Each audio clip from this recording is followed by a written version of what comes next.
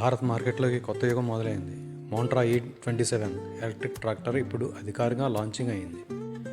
Single ఛార్జ్తో 4.5 గంటల run time, రైతులకు భారీగా ఖర్చు తగ్గించే నూతన దశ ప్రారంభమైంది. డీజిల్ ఖర్చులతో ఇబ్బందులు పడుతున్న రైతులకు ఇది గేమ్ చేంజర్గా ఉంటుంది.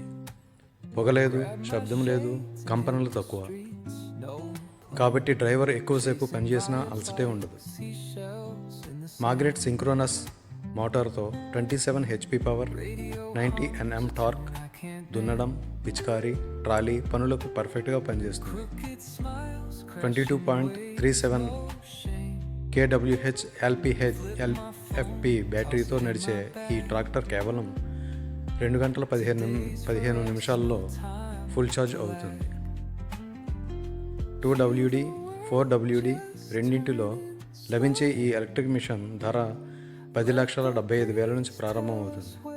కంపెనీ ప్రకారం డీజిల్ ట్రాక్టర్తో పోలిస్తే 70% నిర్వహణ ఖర్చు తగ్గుతుంది. ఇంకా 5 ఏళ్లలో రైతులు 10 లక్షల వరకు ఆదా చేసుకోవచ్చని కంపెనీ స్పష్టం చేసింది.